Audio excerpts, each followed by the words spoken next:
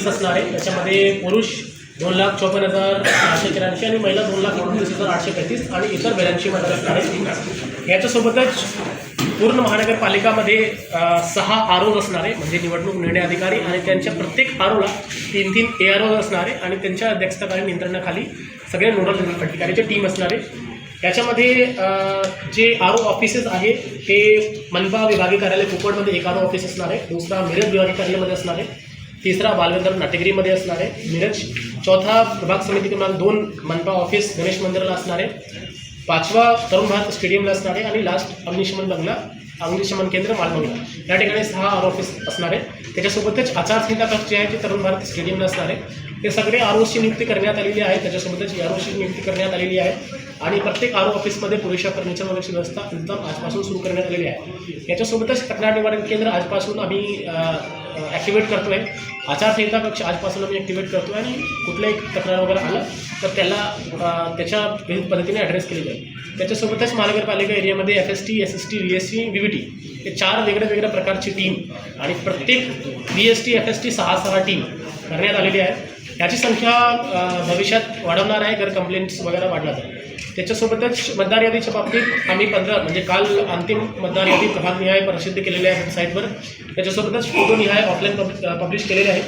त्याच्यामध्ये टोटल हरकत 11,004 आले होते आणि त्याच्यापैकी मान्य 9,486 आणि अमान्य 1,536 असा हरकती मान्य आणि अमान्य करण्यात आलेली आहे.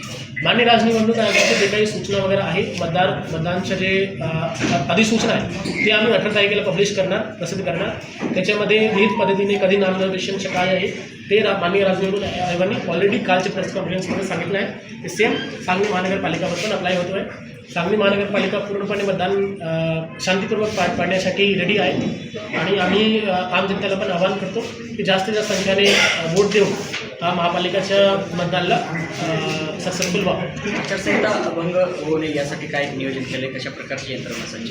आचारसंहिता भंग होऊ नये याच्यासाठी आचारसंहिता कक्ष तरुण भारत स्टेडियमला स्थापित करण्यात आलेला आहे. तिथे नोडल म्हणून उपजिल्हाधिकारी श्री रघुनाथ पोटेलची नियुक्ती करण्यात आलेली आहे.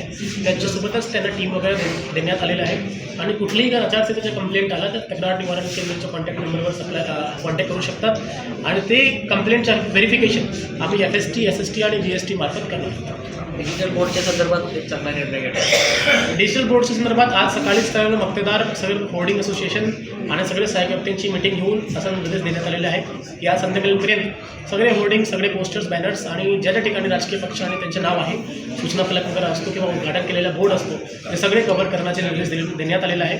उद्यापर्यंत आणि उद्या दुपारीपर्यंत हे सगळे गोष्टी कंप्लीट होऊन जातात. राजकीय पक्षांना काय आव्हान राहील आपलं?